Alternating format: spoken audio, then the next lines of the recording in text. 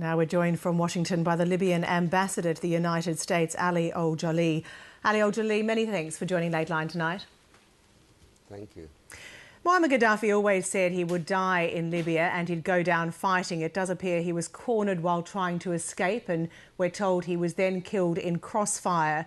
Do you have any clearer understanding of how he died, whether it was indeed crossfire or something more deliberate?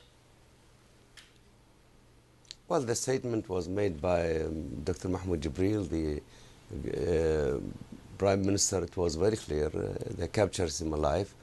He was wounded, but when they tried to put him in another truck, it looks like that a bullet went through his head. But in the end, I think that's what he deserved.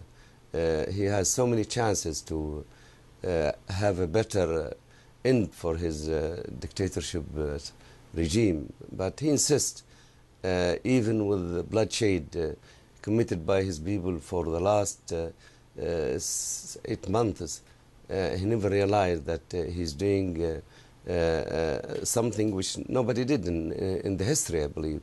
Bringing mercenaries, killing his own people, raping women, mass graves, mass assassination. Then I think he deserves, he and his family, what they get for the suffering of the Libyan people. Not only the Libyan people, they suffered actually, as you know, that European Americans in the first place also. That said, though, the United Nations Human Rights Office says there should be a full investigation into his death. Do you think that it matters? Do you think there should be an investigation? And indeed, can you confirm some early reports that the burial of Gaddafi might be delayed? Investigation for what? He get what he deserves, and this is not planned by the NTC or by revolutionary.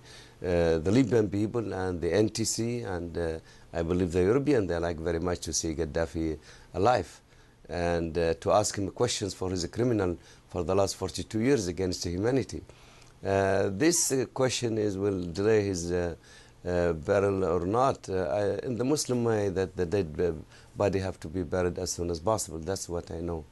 I don't think that will delay this process. You do say investigation into what? Last time we spoke on this program, you also said that Gaddafi had to face justice. Do you think it would have been better if he'd been caught alive and put on trial? Well, there is different issues, but the main thing that the NTC and the Libyan people, as I said before, they want to capture him alive. And I think that will be really interesting to ask Gaddafi why he used all the forces, mercenaries, weapons against his own people. Why didn't he answer the call for a peaceful solution by stepping down? If he came with any initiative or just wish to get out peacefully, that will happen, I believe. But from the beginning to the end, he insists that I'm not stepping down. That the only option he gave to the Libyan people, that they have to continue fighting. This era of dictatorship, it must finish as soon as possible.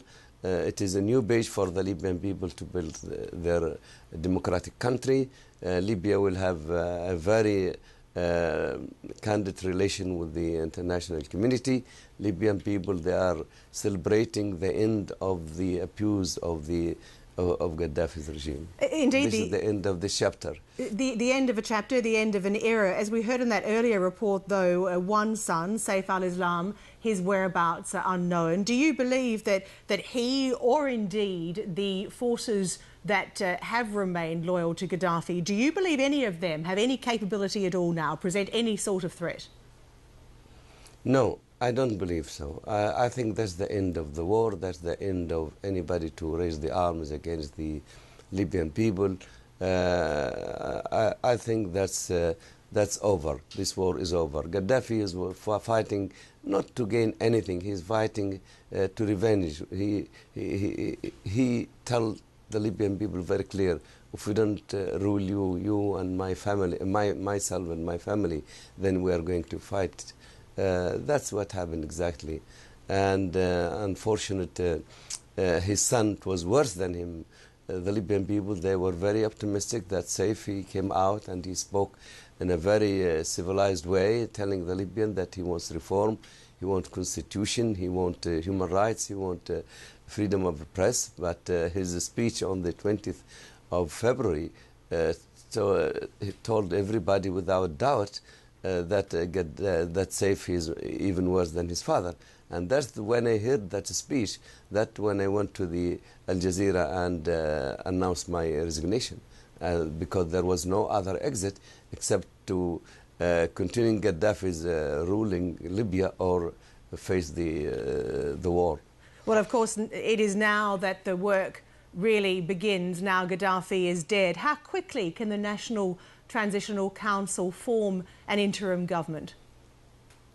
Well, let me tell you, first of all, we are very grateful for every country, and including Australia, they helped the Libyan and the United States and the NATO and the Arab countries and many other countries for their support. And we still need their support, not only during the war, but also during the peace.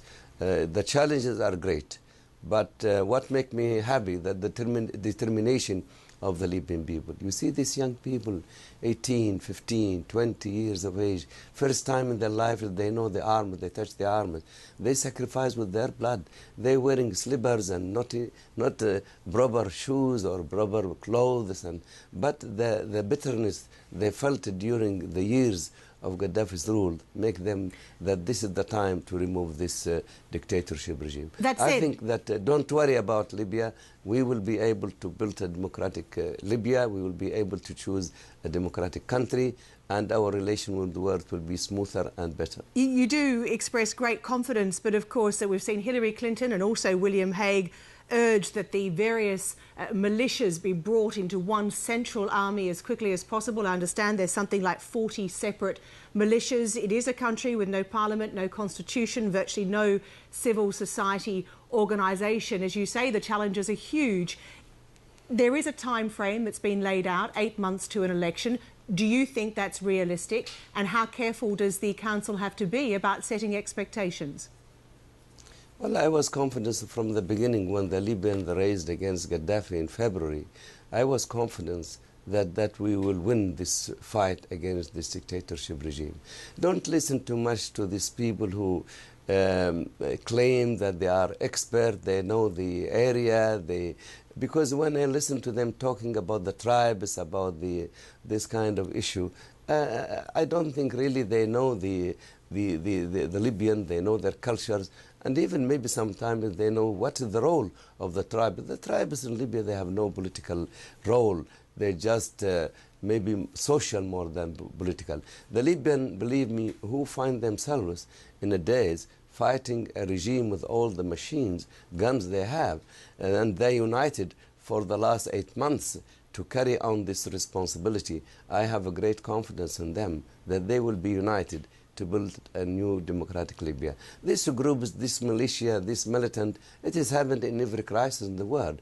But I don't and I don't exaggerate how much they are dangerous. Of course, the challenges are great, but also the expectation is great too. So what will an interim government look like? Who will be the dominant player?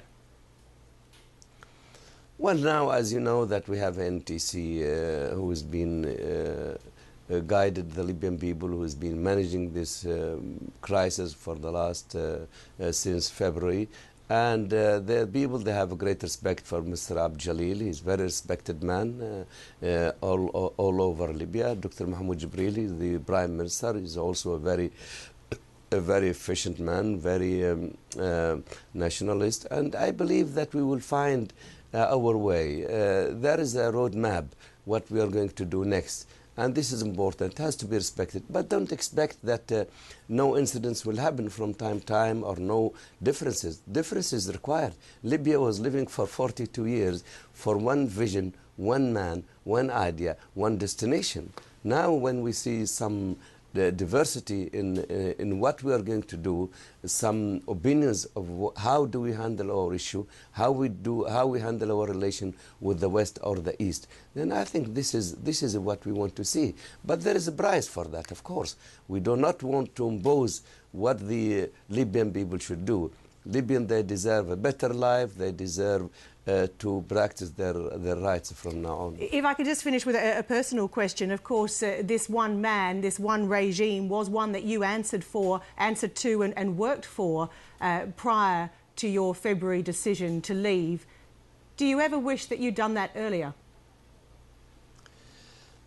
Look, one time Anderson Cooper, he asked me, do you regret anything? I said no.